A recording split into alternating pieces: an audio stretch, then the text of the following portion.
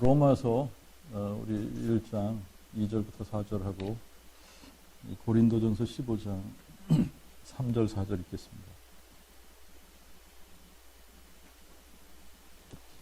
이 복음은 하나님이 선지자들을 통하여 성경에 미리 약속하신 그의 아들에 관한 것으로 그가 육신으로는 다윗의 혈통에서 나셨으나 성결의 영으로 죽은 자들 가운데서 부활하시어 능력으로 하나님의 아들로 인정되셨으니 곧 예수 그리스도 우리 주님이시다. 아멘. 우리 고린도전서 15장 3절하고 4절 읽겠습니다. 내가 받은 것을 먼저 너에게 전하였나니 이는 성경대로 그리스도께서 우리 죄를 인하여 죽으시고 장사 지낸 바 되었다가 성경대로 사흘 만에 다시 살아나사. 두 군데 읽었습니다. 두 군데 읽었는데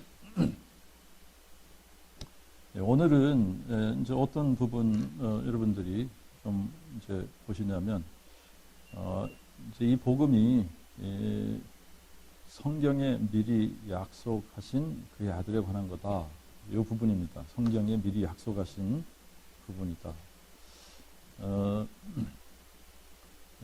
이게 복음이 깨달아지면서 이제 복음이 복음이 이거구나. 제가 좀 솔직하게 목회 20년 했는데 이게 복음이 이런 건지 몰랐다. 복음을 수도 없이 전했지만 내가 복음을 머리로 알고 전하는 거하고 마음으로 믿고 전하는 거랑 다른 거더라.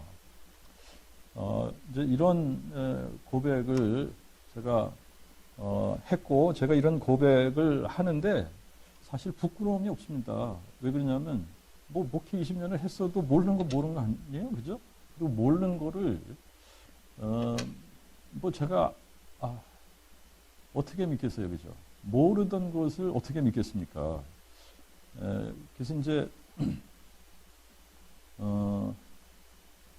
복음이 뚫리고 난 다음에 이제 제가 막 저 나름대로 했던 것이 뭐냐면 전도지를 이제 사용기도 사용해보고 내비게이터 브리지도 사용해보고 그 다음에 이제 또 가장 많이 사용했던 것 중에 우리가 전도지를 이렇게 나눠줄 때 칙 퍼블리케이션에서 나온 칙트랙이라는 것을 많이 썼습니다. 그죠?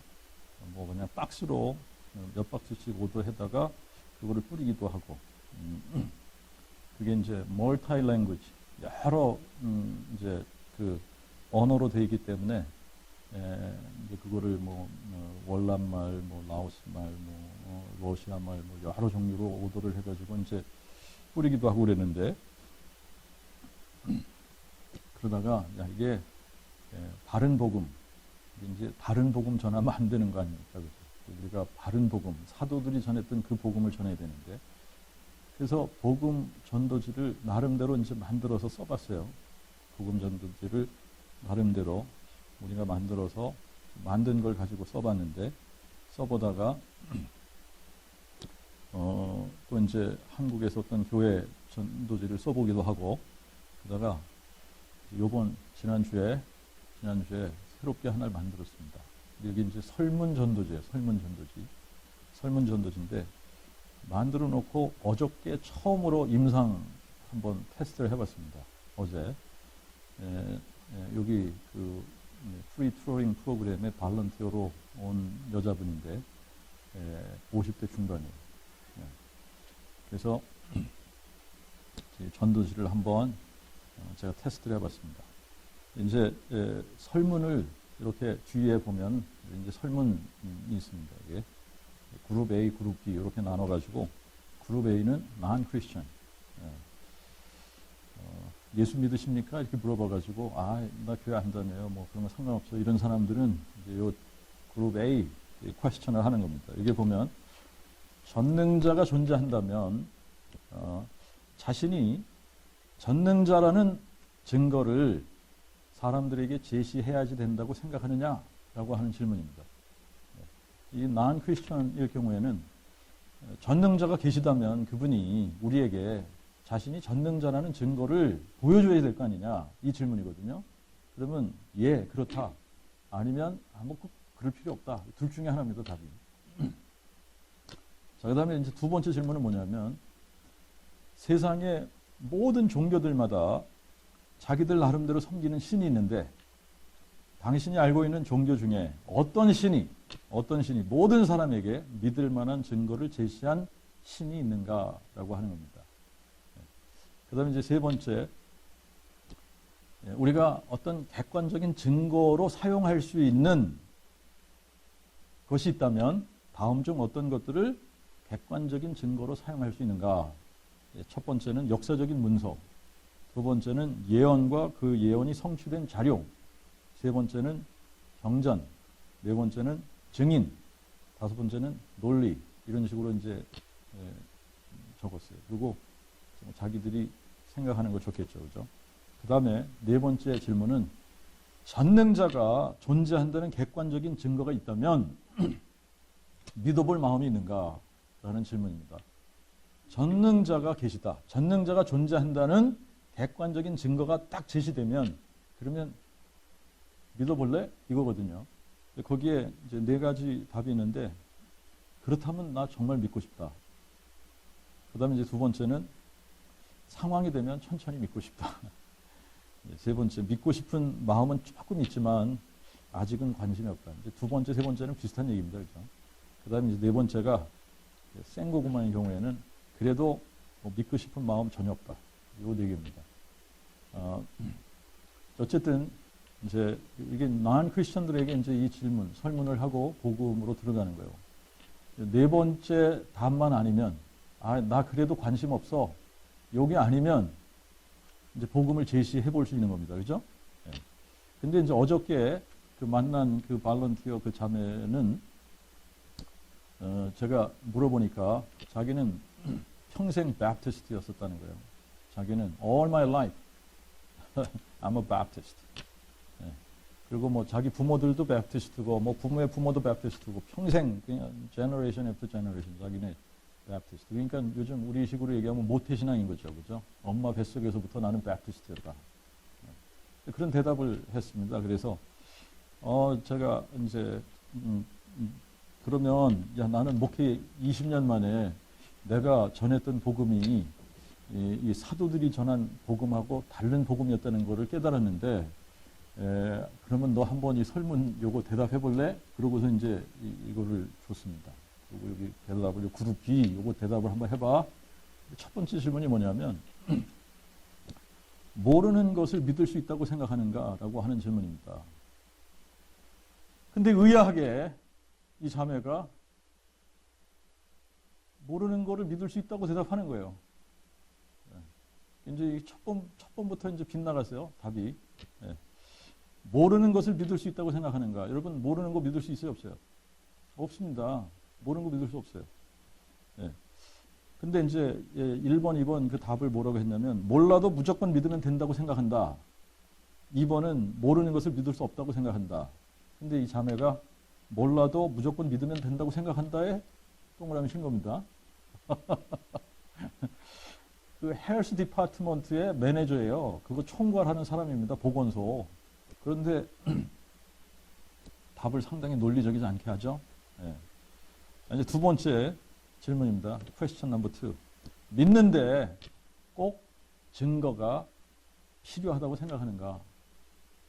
이 질문이 믿는데 증거가 꼭 필요하냐? 이겁니다. 이제 첫 번째 그 답은 아무런 증거 없이 믿는 믿음이 진짜 믿음이다. 두 번째는 객관적인 증거를 가지고 믿는 것이 진짜 믿음이다. 근데 이 자매가 어디에다가 동그라미 쳤을까요? 1번에다가 친 겁니다. 1번에. 아무런 증거 없이 믿는 것이 진짜 믿음이다. 이렇게 친 겁니다. 예. 그러니까 이게 지금 한국이나 미국이나 야 똑같구나. 뭐 우리 지금 뭐 한국이나 이거 미국이나 야 이게 수준이 똑같다. 지금 뭐 몇 제너레이션에 걸쳐서 이렇게 자기가 바프티스트라고 자랑하고 잘 믿는 것 같이 얘기를 하는데 이게 이제 생각의 구조 자체가 지금 다른 겁니다. 이게 아무런 증거 없이 믿는 게 진짜 믿음이고 그냥 몰라도 무조건 믿으면 된다고 생각하고 이런 게 이게 그냥 사람들 마음속에 그대로 있는 거예요. 그래서 이제 그 세 번째 질문은 예수와 그리스도의 뜻이 뭐냐 이겁니다. 이거 알았겠어요? 몰랐겠어요? 네, 몰랐죠. 그 다음에 이제 네 번째 질문은 하나님께서 요구하시는 구원받는 유일한 조건이 있는데 그 유일한 조건이 뭐냐? 이것도 모르겠죠? 예.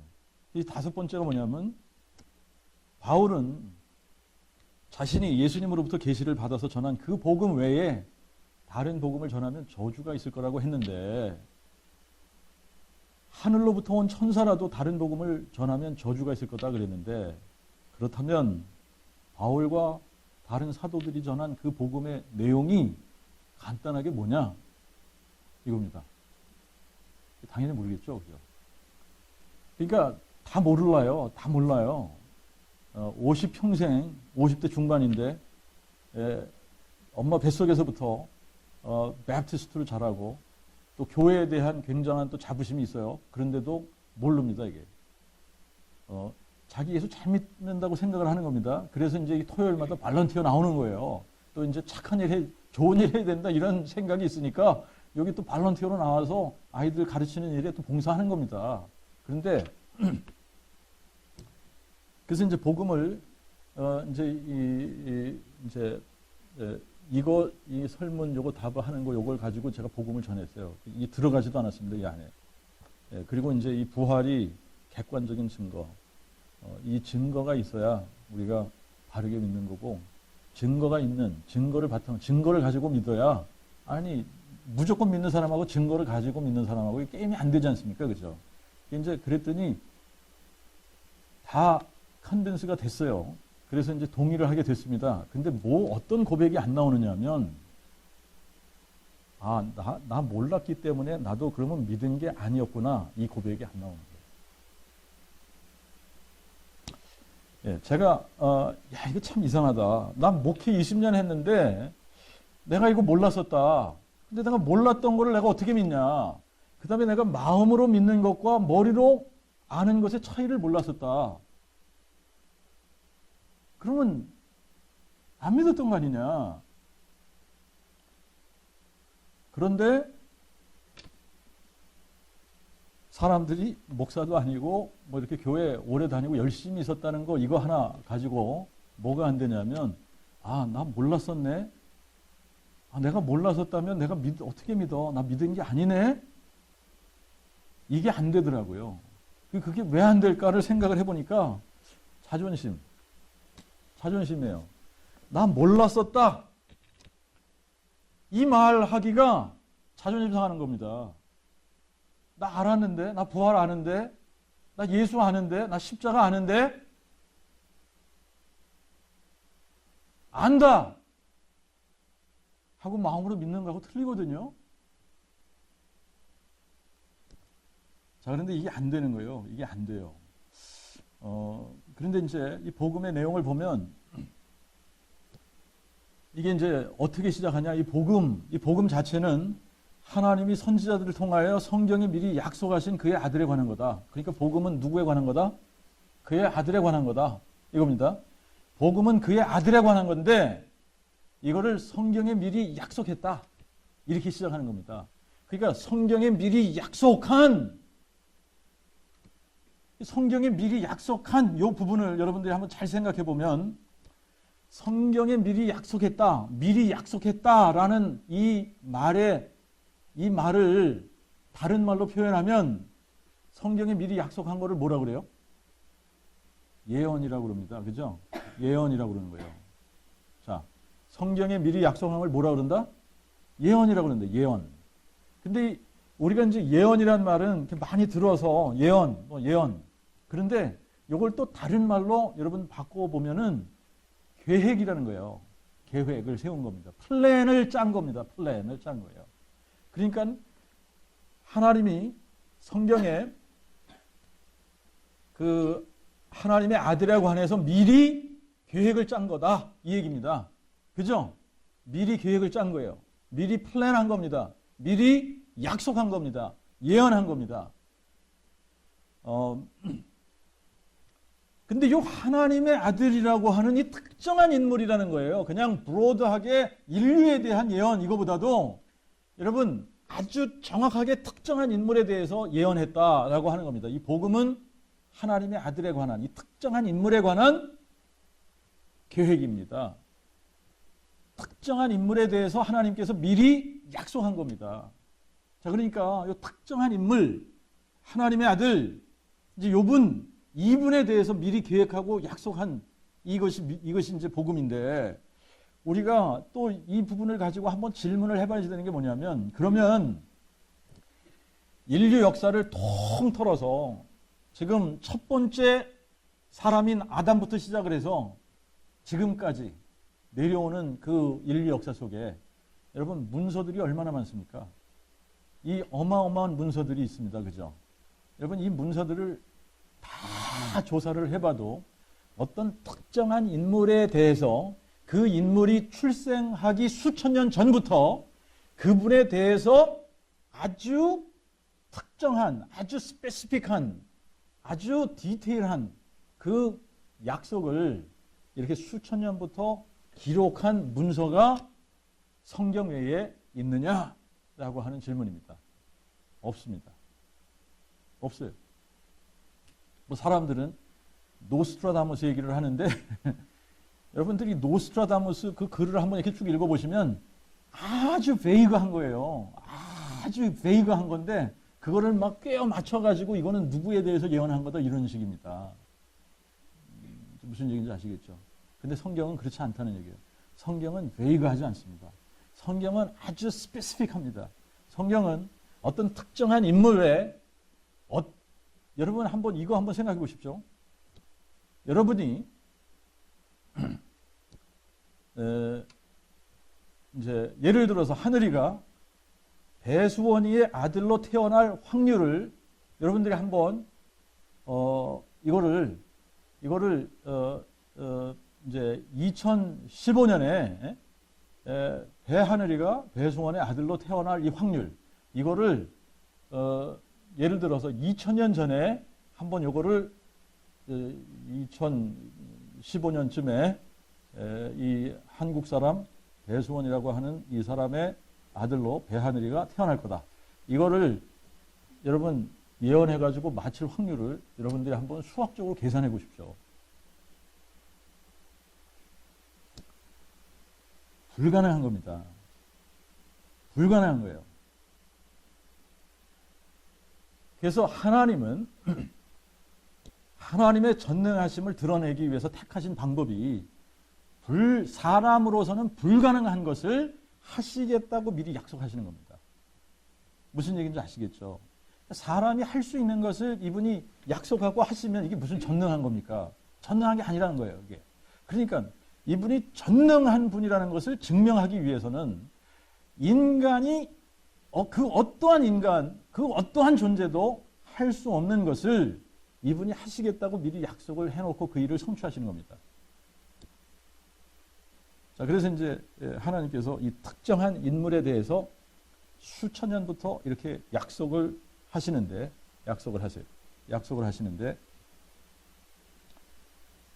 이 성경 자체를 예수님께서 뭐라고 말씀하시냐면, 성경 자체, 이걸 보면 요한복음 5장 39절에 너희가 성경에서 영생을 얻는 줄 알고 성경을 상고하거니와, 이 성경이 곧 누구에 대해서 증거하는 거라고요?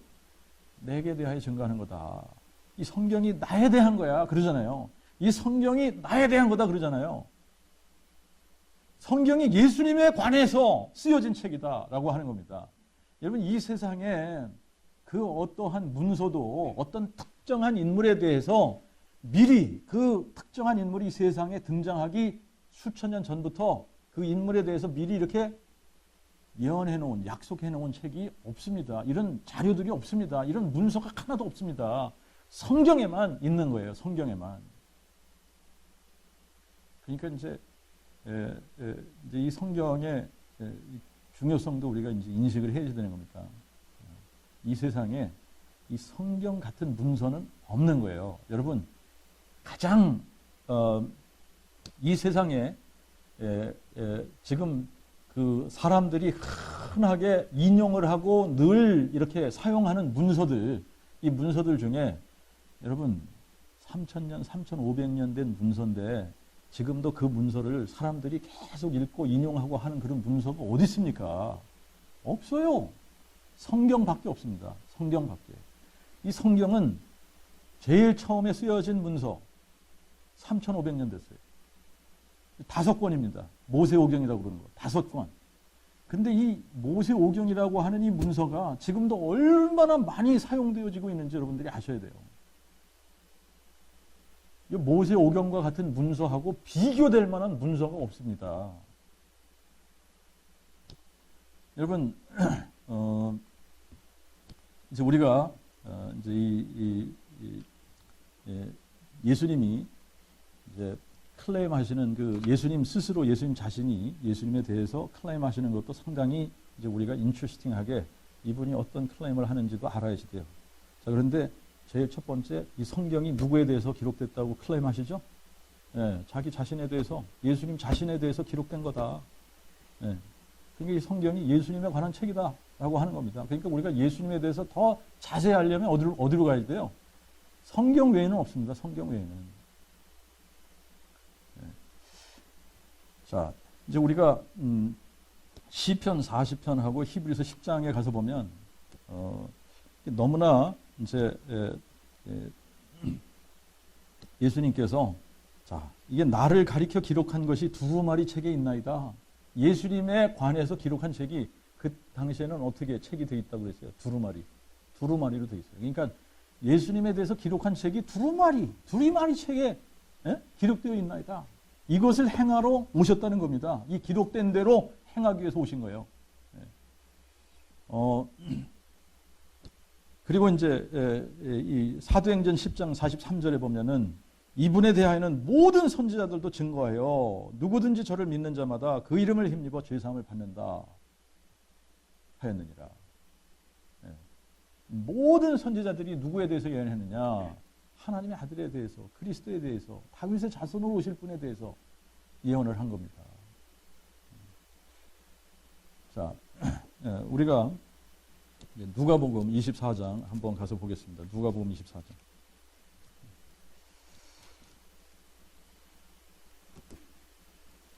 24장 27절하고 44절 두 군데 보겠습니다. 27절, 44절.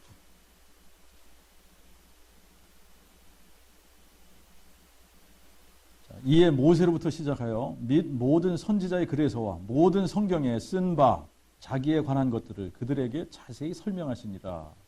어디에 기록되어 있어요? 모세로부터 시작해서. 그럼 모세가 기록한 게 어디예요? 창세기죠. 창세기, 출애굽기, 레위기, 민수기, 신명기. 이거 모세가 기록한 거 아닙니까? 그러니까 이 창세기부터 시작해서 누구에 대해서 기록한 거예요? 모든 선지자들의 글에서와 모든 성경에 쓴 바 자기에 관한 것들을 그들에게 자세히 설명하시니라. 44절. 예수께서 다시 그들에게 이르시되 내가 너희와 아직 함께 있을 때에 너희에게 말한 바 곧 모세의 율법과 선지자의 글과 시편에 나를 가리켜 기록된 모든 것이 이루어져야 하리라 한 말이 이것이라.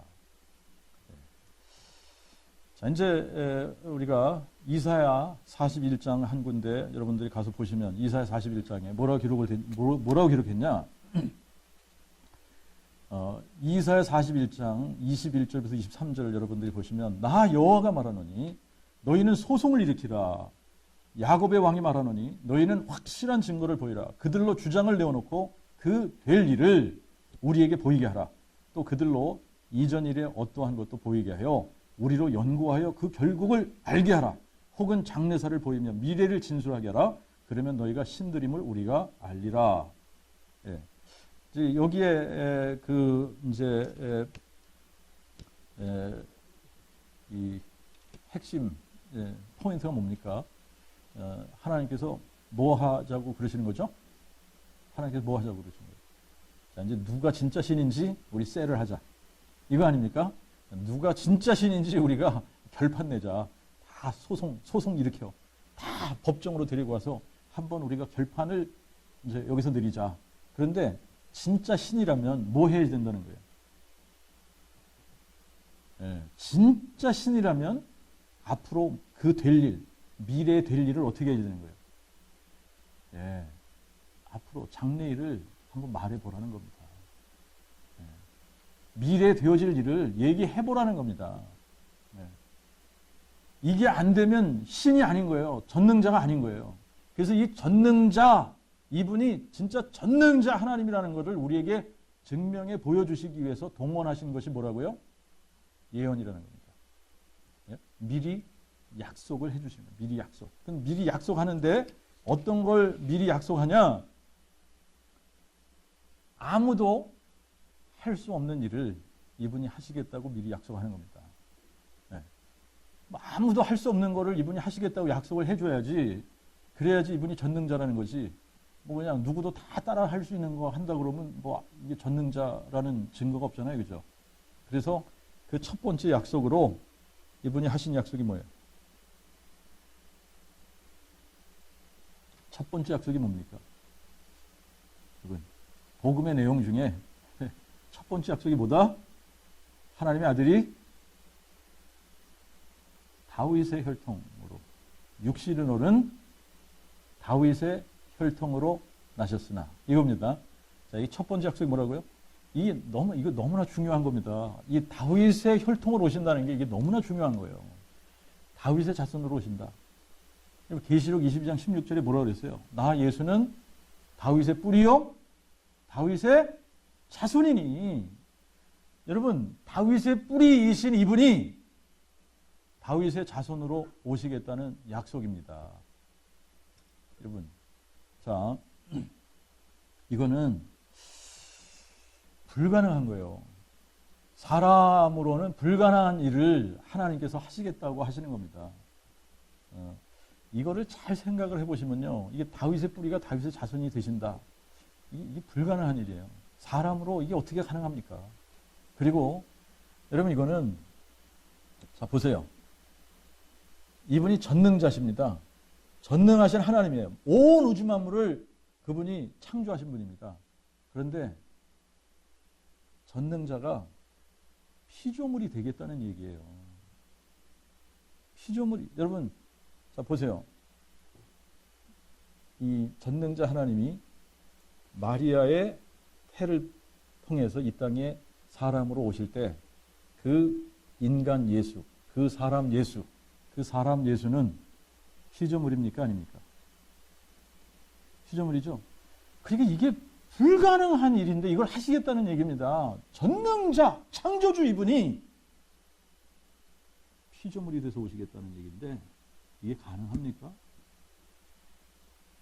근데 이걸 하시겠다는 거예요. 이걸 하시겠다는 거예요. 근데 이제 우리가 성경을 전체적으로 보면은 이렇게 하시는 이유가 분명히 있습니다. 그렇죠? 이렇게 이분이 전능하신 하나님인데 여러분 이게 놀라운 겁니다. 전능하신 하나님이 혈과 육으로 오셨어요. 다윗의 자손으로 오신 겁니다. 우리의 기업물을 짜러 오시는 겁니다. 그래서 이분이 우리와 같이 되어야만 우리를 누구와 같이 만들 수 있어요? 그분과 같은 모습으로 만드는 거예요. 그러니까 여러분 이게 어마어마한 건데 여러분 이 복음의 내용이라는 것이 전능자 하나님이 다윗의 자손으로 오셔서 우리와 같은 모양이 되신 이유는 우리를 부활체로 변화시킬 때 여러분 우리가 누구 같은 모습을 변해요? 그분하고 그분이 부활하신 그 모습으로 우리도 똑같이 변하는 겁니다. 그럼 우리가 누구 같이 되는 거예요? 하나님 같이 되는 거 아니에요? 여러분 우리를 그분의 모습으로 만들기 위해서 그분이 우리와 같이 되신 거예요. 자, 이 다윗의 자손으로 오신다는 이 약속 안에 이 너무나 어마어마한 비밀이 숨겨져 있는 겁니다. 이게. 그래서 여러분 디모데전서 3장 16절에는 뭐라고 나왔어요? 하도다 경건의 비밀이요. 그렇지 않다 하느니 없도다. 하나님이 뭐가 되셔 오셨다? 사람이 돼서 오셨다. 이게 어떻게 가능한 일입니까? 이게 어떻게 가능한 일이에요?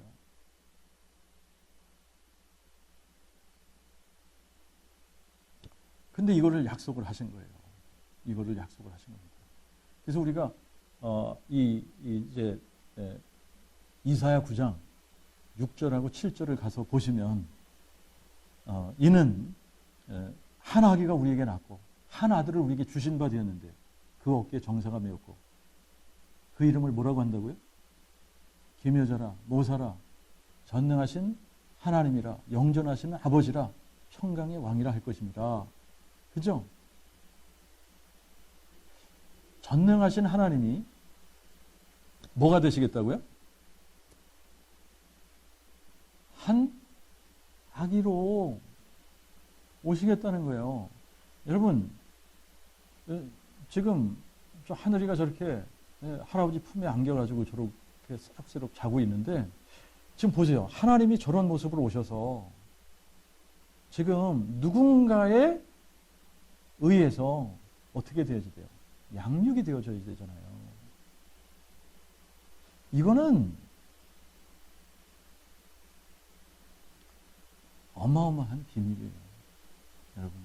그래서 하나님이 사람이 돼서 오신 이 사건, 이 예수 그리스도께서 육신이 돼서 이 땅에 오신 이 사건을 이거를 부인하면 적그리스도의 영이라 그러는 겁니다. 그래서 이게 여기에 어마어마한 이게 비밀이 담겨져 있는 거거든요. 그런데 지금 보세요.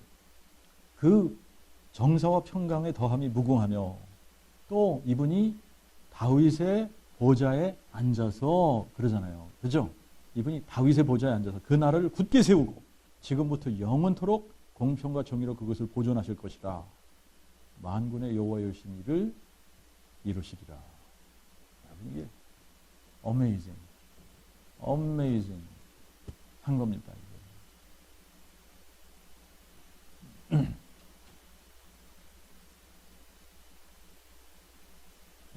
레위기가 아니라 여러분 누가복음 1장 한번 가서 보세요. 누가복음 1장.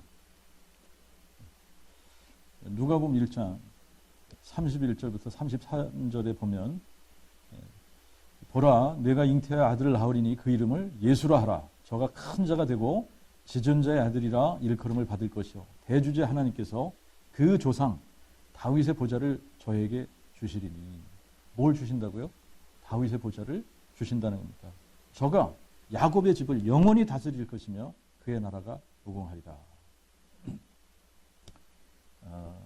예레미야 23장 5절도 한번 가서 보겠습니다. 예레미야 23장 5절.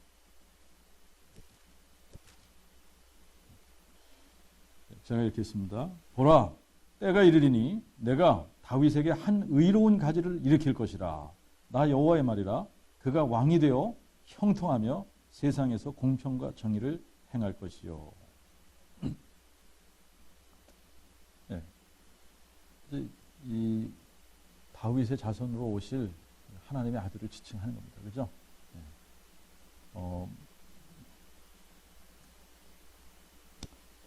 자, 이렇게 이제 이 첫 번째 약속은 다윗의 뿌리, 전능자 하나님이 누구로 오신다고요? 다윗의 아들로 오신다. 네. 불가능한 얘기예요. 그런데 이거를 전능하신 하나님이기 때문에 우리는 이거는 불가능한 겁니다. 이거 죽었다 깨나도 이거는 있을 수 없는 일인데 이분이 전능자시기 때문에 이 일을 만군의 여호와의 열심히 일을 이루시리라. 아멘. 네. 이분이 전능자시기 때문에 일을 이루시는 겁니다. 이거를 미리 약속하시고 이렇게 하시겠다는 거예요. 이렇게 오시겠다는 거예요. 여러분, 이 세상에 아무도 자기 자신이 태어나기 전에 자기가 태어날 것을 예언하고 태어나는 사람은 아무도 없습니다. 그죠?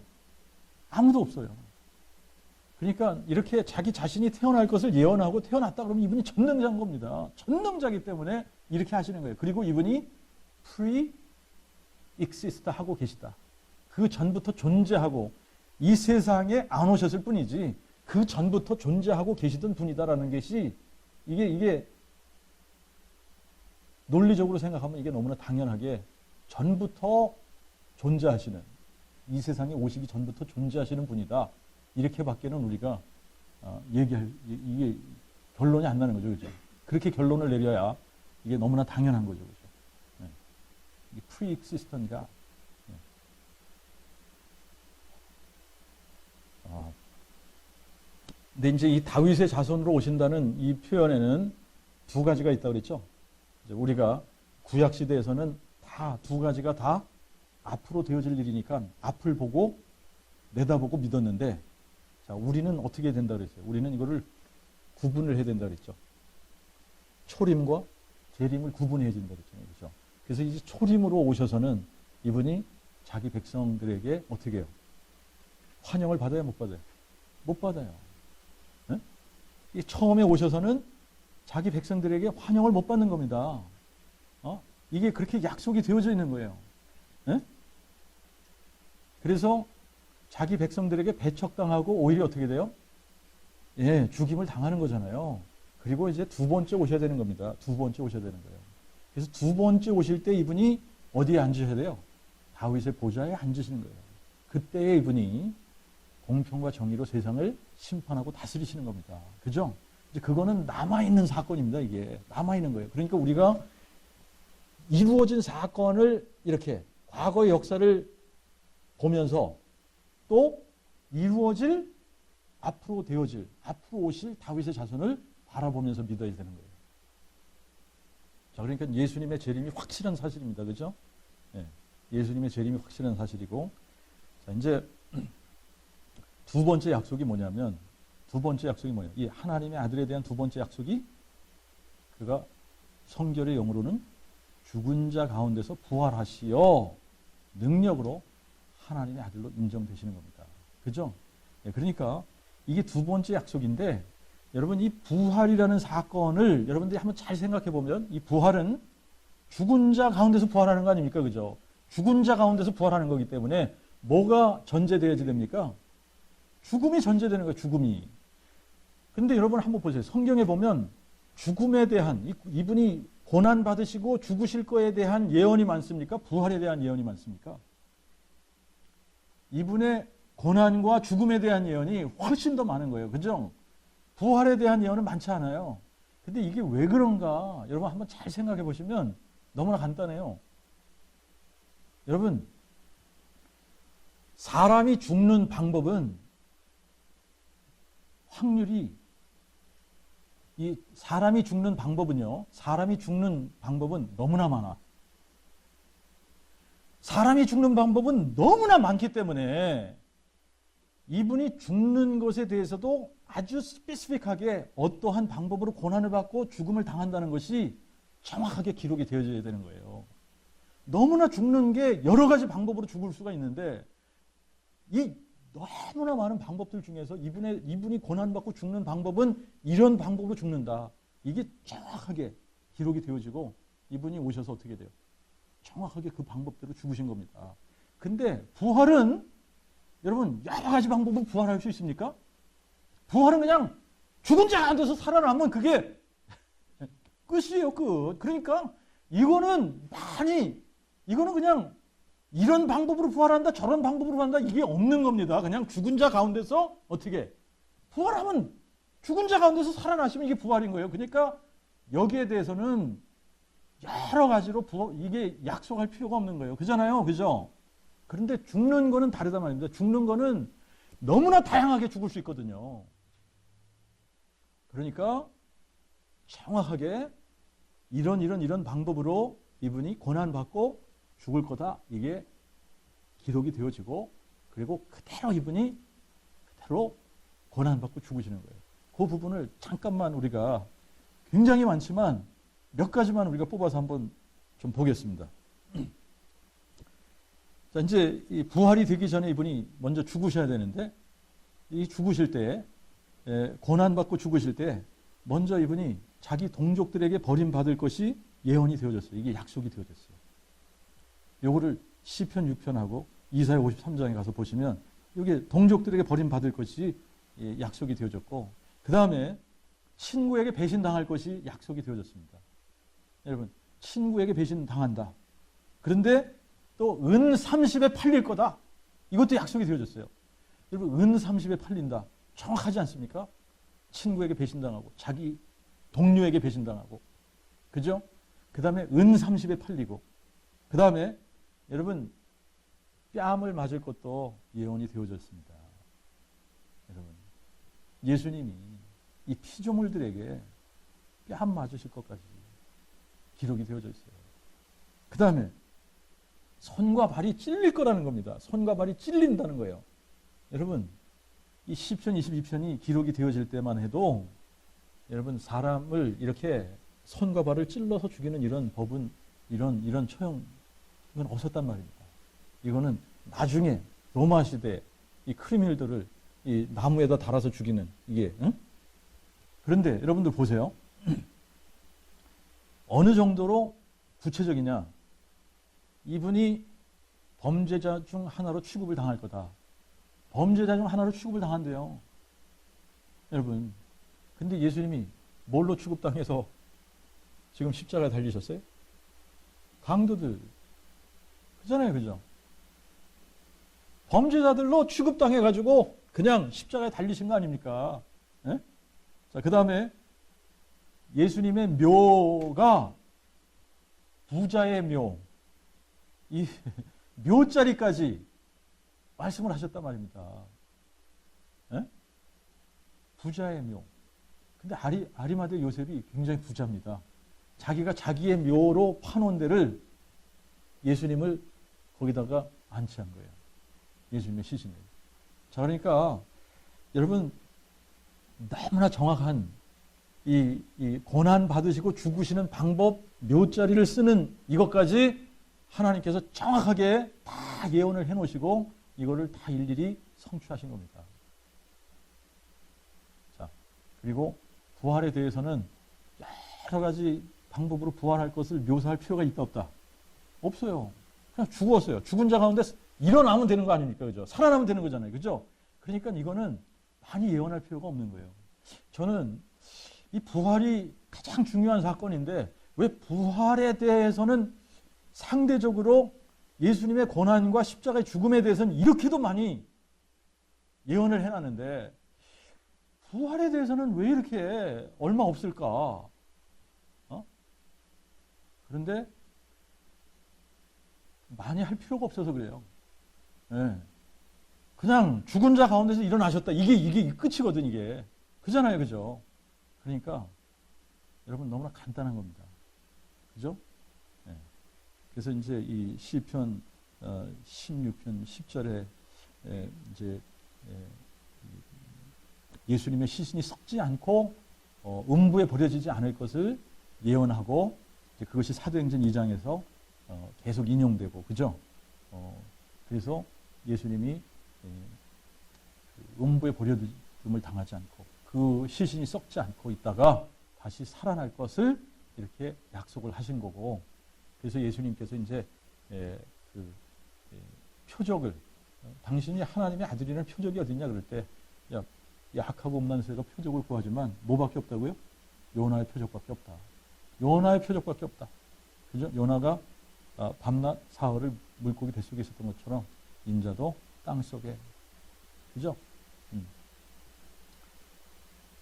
그래서 3일 만에 부활하시겠다 이 얘기 아닙니까? 이거 하나면 되는 거예요, 그냥. 그죠? 그런데 이 부활 사상이라고 하는 것은 여러분 창세기부터 있었던 겁니다. 이 창세기부터 있었던 겁니다. 부활에 관한 이 개념은 어디서부터 있어요? 창세기부터 있었던 겁니다. 그래서 누가 이거를 믿고 구원을 받은 겁니까? 아브라함이. 아브라함이 어떤 하나님을 믿었다 그랬어요? 죽은 자를 살리시는 하나님을 믿은 거예요. 여러분, 죽은 자를 살리시는 하나님. 그러니까 구약 시대부터 지금까지 주님 오실 때까지 여러분 구원받는 조건은 딱 하나밖에 없다. 그게 뭐예요? 죽은 자를 살리시는 하나님을 마음에 믿는 겁니다. 이게 마음에 믿어지면 구원받는 거예요. 구약 시대부터 지금까지 동일해요. 이거는 어떤 시대 우리가 살건 죽은 자를 살리시는 하나님을 믿어야지 이 하나님을 믿지 않으면 구원이 없는 겁니다.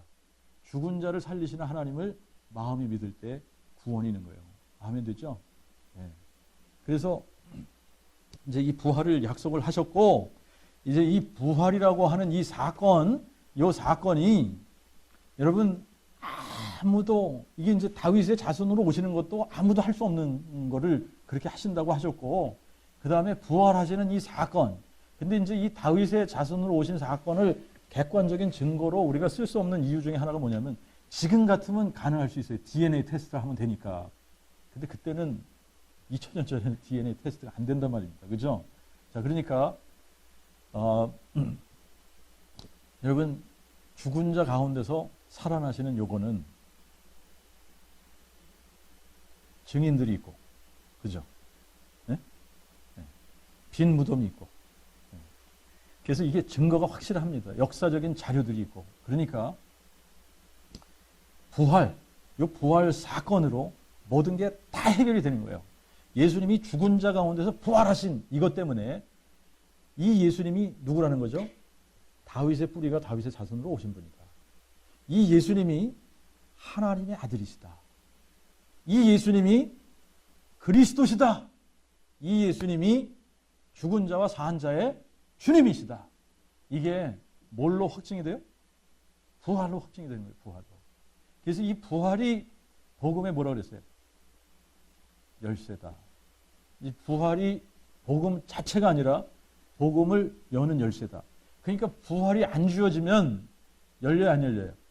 안 열리는 겁니다. 그러니까 이 부활이라는 키를 딱 잡았을 때 복음의 문이 열리는 거고, 그래서 부활의 키를 잡았을 때에 우리가 누구를 만나냐? 부활하신 예수님을 만나는데 그분이 누구라고 이게 인식이 다 되어져요? 다윗의 자손으로 오신 분, 하나님의 아들, 그리스도, 죽은 자 산 자의 주님.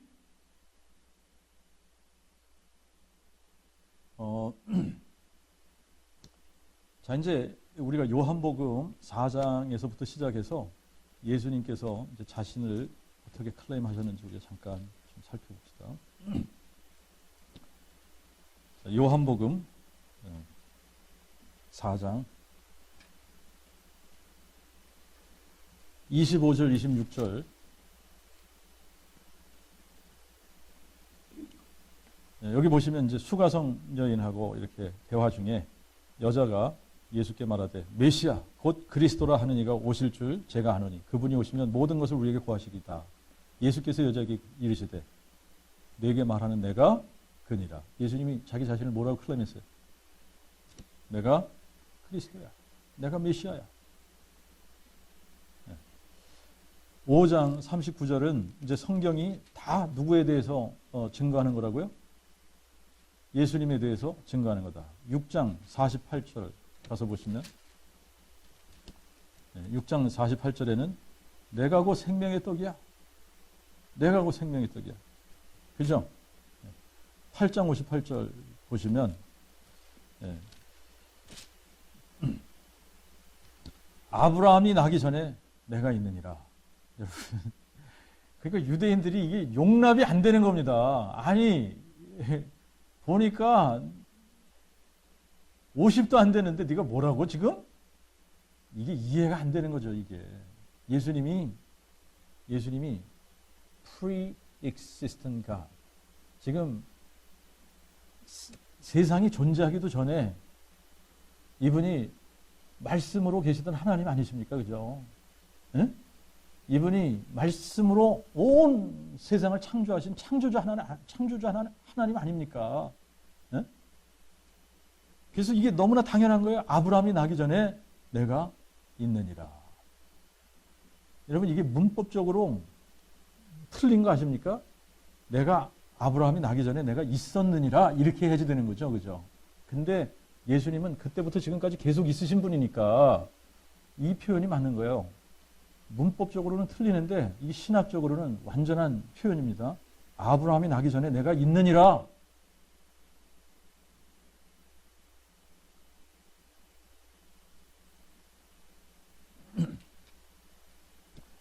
그 다음에 이제 9장 5절에 가서 보시면 9장 5절에서는 내가 세상의 빛이니라. 세상의 빛이라고 그랬고 10장 이제 가서 보시면 10장 11절에는 나는 선한 목자라. 선한 목자는 양들을 위해 자기 목숨을 내놓느니라. 그리고 30절에 보면 나와 아버지는 하나니라. 나와 아버지는 하나다 그러면 무슨 얘기입니까? 내가 하나님이다 이 얘기 아닙니까? 그러니까 막 유대인들이 도는 거예요. 그냥 막 아니 미치겠다 진짜. 어떻게 네가 사람이 돼가지고 하나님이라고 그러냐. 용납이 안 되는 거죠. 그죠?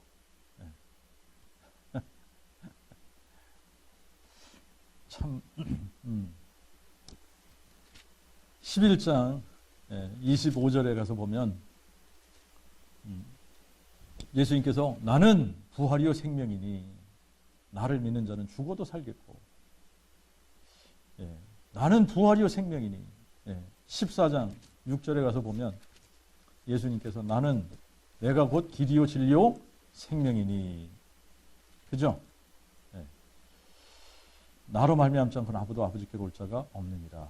그렇게 말씀하셨고, 그 다음에 이제 18장에 가서 보시면 37절에 37절에 빌라도가 예수님에게 그러면 내가 왕이냐? 이렇게 질문했습니다. 그랬을 때 37절에 보니까 네 말과 같이 내가 왕입니다. 내가 이를 위하여 났으며 내가 이를 위하여 세상에 왔나니 곧 진리에 대하여 증거하라 메로다. 무릇 진리에 속한 자마다 내 소리를 듣느니라. 예수님께서 스스로 자기 자신에 대해서 이런 그 클레임을 하셨는데, 여러분 이 세상에 여러분 그 누가 예수님이 클레임하신 이 클레임을 자기가 할 수 있겠습니까? 아무도 없어요. 예수님 밖에 이런 클레임을 하실 수 있는 분이 없습니다. 자, 여러분들이 이제 논리적으로 한번 생각을 해보시면, 영웅 심리가 있는 사람들이 있어요. 영웅심이 있는, 이 세상에 보면 영웅심이 있는 사람들이 있지 않습니까? 그렇죠? 영웅심 있는 사람들 중에, 그래, 그럼 뭐 내가 메시아가, 그렇게 해가지고 내가 메시아가 될 수 있다면 내가 한번 해보지 그럴 사람이 있을까요? 여러분, 내가 한번 세상의 메시아, 내가 세상의 메시아가 될 수 있다면 내가 한번 세상을 구원하리라. 그러면서 자기가 정말 전능자이기 때문에 자기가 원하는 대로 이거를 계획할 수 있다라고 한다면, 여러분 이 세상 누가 예수님이 이렇게 그 전능자가 피조물이 돼서 피조물들에게 얼마나 이게 여러분 이 예수님이 자기 자존심을 그냥 자기의 자아를 다 어떻게 하신 겁니까? 다 버려버리신 거예요. 그러지 않고서야 어떻게 이분이, 여러분 피조물들이 뺨을 때리는데 거기에 그냥 얼굴을 맡기시고 침을 뱉는데 그냥 침뱉음을 받으시고, 예수님의 십자가의 죽음을 계획하고 나 메시아 될 거야 이럴 사람이 이 세상에 누가 있겠습니까? 아무도 없어요. 아무도 없어요.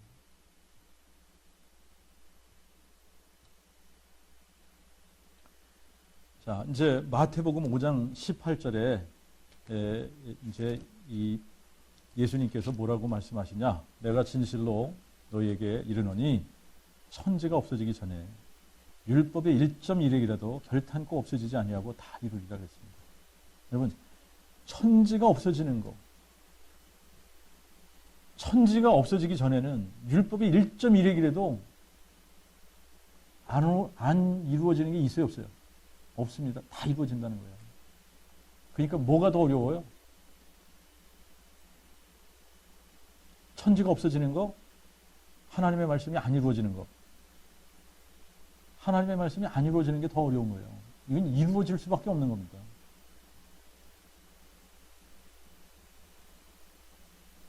아니, 어떻게 얘기해야 돼? 천지가 없어지는 게 더 어려운 건가? 하나님의 말씀은 이루어져야 되니까. 잘 새겨 들으세요. 자, 그래서 이제 우리가 고린도전서 15장에 다시 가서 보시면, 여러분 이게 복음 아니에요? 내가 받은 것을 먼저 너에게 전하였나니 이는 성경대로, 이게 중요한 표현입니다. 성경대로. 그죠? 성경대로 그리스도께서 우리 죄를 인하여 죽으시고 장사 지낸 바 되었다가 성경대로 사흘 만에 다시 살아나사. 너무 놀라운 거죠. 그죠? 네. 성경대로. 자, 이렇게 성경대로 우리에게 이 모든 것을 이루어 주신 겁니다. 그죠? 성경대로 이루어졌다. 이게 너무나 중요한 겁니다. 자, 복음은 뭐라 그랬어요? 복음은 하나님이 그의 선지자들을 통하여 성경에 미리 약속하신 그의 아들에 관한 거예요. 그죠? 그러니까 이 성경대로가 너무나 중요한 겁니다. 성경대로. 그래서 성경대로 이렇게 이루어 주셨고, 이루신 다음에 자, 이거를 모든 사람에게 믿을 만한 증거로 주시기 위해서 또 증인들을 세우셔야 될 거 아닙니까? 근데 여러분, 법정에서도 2명의 증인이 있으면 충분한 겁니다. 그렇잖아요? 2명의 증인만 있으면 충분한 거예요. 그런데 하나님께서 최소한 몇 명의 증인을 세우셨다? 520명. At least 520명의 증인을 세우시고 승천하셨습니다. 자, 승천하시기 전에 40일 동안 계시면서 최소한 520명에게 보이신 거예요. 그래서 많은 증거로 예수님이 다시 살아나신 것을 사람들에게 보이신 겁니다. 그리고 여러분, 이 증인들이 왜 중요하냐면, 여러분, 이 사람들이 다 역사적인 인물들입니다. 성경 외에 다른 자료들을 보면 다 이 사람들이 역사적인 인물들이에요. 여러분. 그리고 이 역사적인 인물들 중에 3명만 이렇게 뽑아서 얘기를 해보자면, 여러분, 베드로라는 사람은 예수님을 부인했던 사람 아닙니까? 몇 번 부인했어요? 3번 부인했고, 또 어떻게 하면서 부인했다? 저주까지 하면서 부인했던 사람. 근데 이 사람이 나 예수님 모른다, 저주까지 하면서 부인했던 이 사람이 어떻게 했어요? 예수님 부활하셨다, 이거를 위해서 자기가 죽을 수 있습니까? 그런데 예수님 부활하셨다, 그리고 내가 이 일의 증인이다, 이 얘기하다가 이 사람은 어떻게 됐어요? 순교당했습니다. 그리고 야고보라는 사람, 여러분 한번 생각해 보세요. 야고보, 이제 주의 제자 야고보 말고 주님의 half brother, 그죠? 주님의 half brother 야고보를 여러분들이 한번 생각해 보세요. 예수님의 동생 야고보는 예수님을 향해서 뭐라고 했던 사람입니까? 미쳤네. 미쳤다고 한 사람이에요. 미쳤다고 했는데 이게 그렇게 할 만도 하죠. 아니, 자기하고 같이 크지 않았습니까?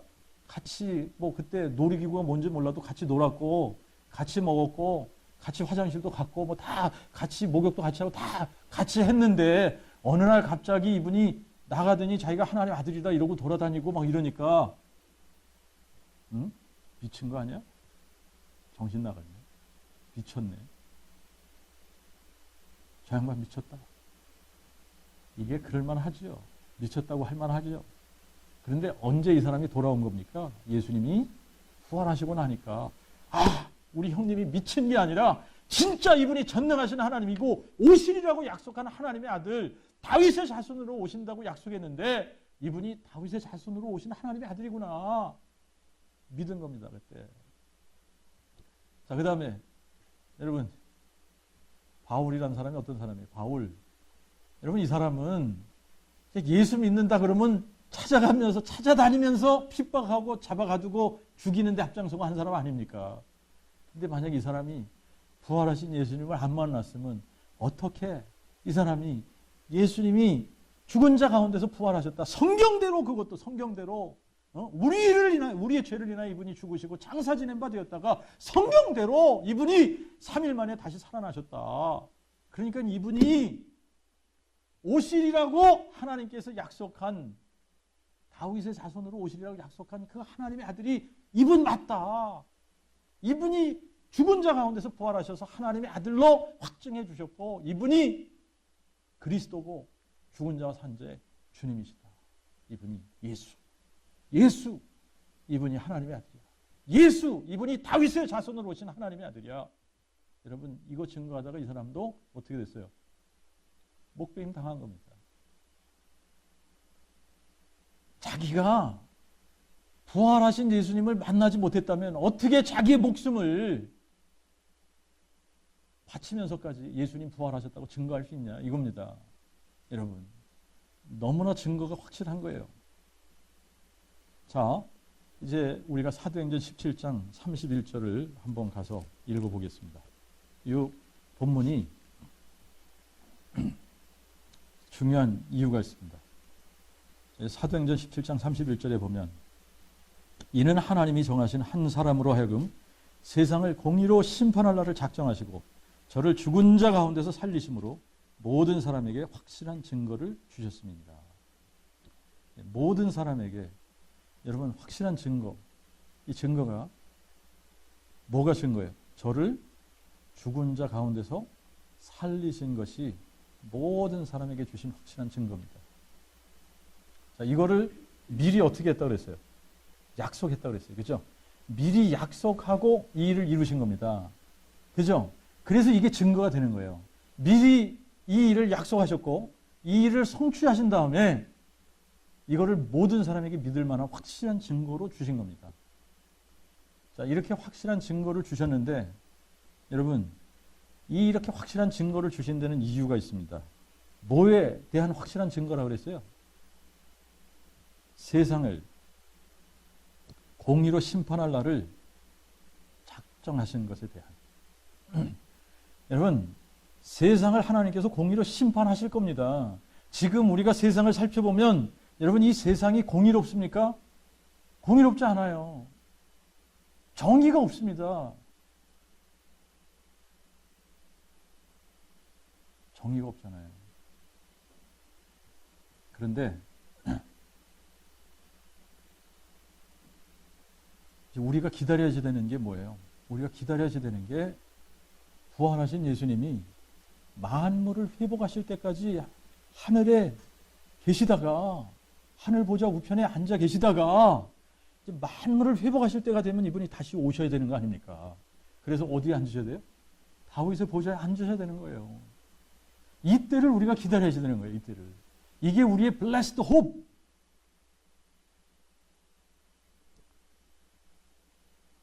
자, 여러분, 이렇게 너무나도 이 확실한 증거를 주시면서 우리에게 믿으라는 겁니다. 우리에게 믿으라고 하는데 이 믿는 거를 머리로 아는 것과 마음으로 믿는 것이 다른 거예요. 다른 겁니다. 뭘로 믿으라고요? 마음으로 믿으라는 겁니다. 말씀을 받되 어디에 받으라고요? 마음에 받으라는 겁니다. 마음에. 그 말씀을 머리로 읽는 거하고 마음으로 받는 거하고 너무나 다른 겁니다. 여러분, 말씀을 마음으로 받아버려. 이게 마음에 믿어져 버리니까 여러분, 이삭을 바치는 거예요. 이삭을 바치는 자리까지 가는 겁니다. 여러분, 이삭을 바치는 거예요. 여러분, 이삭을 바치는 거하고 아브라함이 아브라함 자신을 바치는 거하고 어떤 게 더 쉬울 것 같아요? 자기 자신입니다. 자기 자신이에요. 그런데 이삭을 바치는 자리까지 가잖아요. 마음으로 믿었기 때문에 그런 겁니다. 마음으로. 그래서 하나님께서 우리에게 요구하시는 게 뭐예요? 마음으로. 하나님이 그를 죽은 자 가운데서 살리신 것을 내 마음에 믿으면 구원을 받으리니. 아멘. 네, 이거 하나밖에 없는 겁니다. 마음에 믿으면 구원 받는다는 거예요. 마음에 믿으면 이분이 나의 주, 나의 하나님이 되시는 겁니다. 아멘. 네. 이분이 나의 주, 나의 하나님이 되시면 그 다음부터는 여러분 그냥 이분에게 그냥 이분 안으로 들어가는 거예요. 그리스도 안에. 여러분, 그리스도 안에 들어가는 거예요. 이분이 내 주인이 되시면 내가 어디로 들어가? 그리스도 안에 들어가는 겁니다. 이 그리스도 안에 들어가야만 하늘에 속한 모든 신령한 복이 거기 있는 거예요. 그리스도 안에. 그리스도 안에. 그래서 이 그리스도 안에 우리가 들어가서 뭐 해야 되냐? 매일 그분의 말씀으로 뭐 해야 돼요? 사귐을 갖고. 그잖아요. 그분의 말씀으로 사귐을 가져야 되는 겁니다. 그분의 말씀으로 사귐을 갖고 나가서 뭐 해야 돼요? 우리 안에 살아계신 하나님의 아들이 계시잖아요. 이분이 죽은 자 가운데서 부활하셨잖아요. 그러니까 어떻게 해야 돼요? 여러분, 이분이 죽은 자 가운데서 부활하셨다. 그래서 이분이 하나님의 아들이신데 다윗의 자손이 되실 분이다. 이분이 살아계신 하나님의 아들이시다.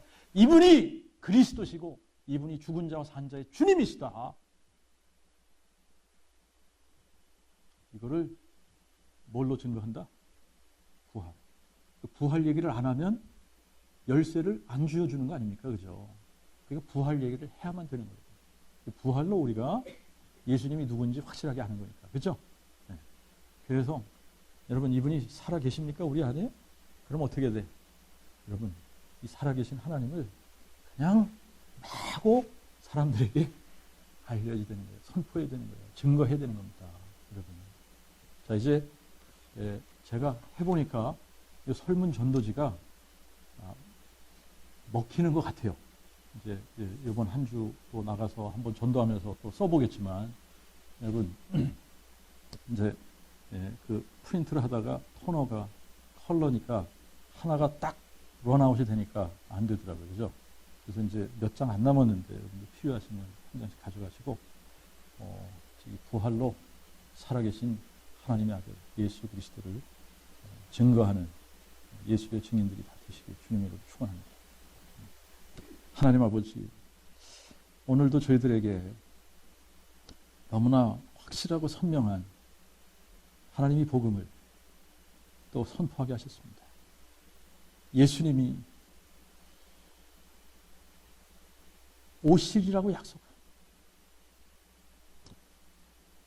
다윗의 자손으로 오시리라고 약속한 하나님의 아들이 있음을 저희들이 믿습니다. 죽은 자 가운데서 부활하셔서 하나님의 아들로 인정되신 분이 예수님이라는 것을 저희들의 마음으로 믿습니다. 아버지 하나님, 예전에 몰랐던 것, 아버지 몰랐었다. 내가 몰랐었기 때문에 안 믿었었던 것이다. 여러분, 우리의 자존심 다 내려놓게 도와주시옵시고, 이 모든 자존심 다 내려놓고 하나님, 이제 깨닫게 된 이 복음 앞에 정말 저희들이 굴복할 수 있게 도와주시옵소서. 부활하신 그 예수님 앞에 굴복하는 자들이 되게 도와주시옵시고, 살아계신 예수님을 내 마음속에 나의 주 나의 하나님으로 모실 수 있는 모든 사람들 되도록 은혜 베풀어 주시옵시고, 이제 이 살아계신 예수님을 마음에 모신 이 사람들은 다 하나님의 말씀으로 승리하고 나가서 부활을 증거함으로 이 세상에 예수님이 어떠한 분인지 담대하게 선포하고 증거하는 복음의 일꾼들이 다 될 수 있도록 은혜 베풀어 주시옵소서. 우리 주 예수 그리스도 이름으로 기도하옵나이다. 아멘.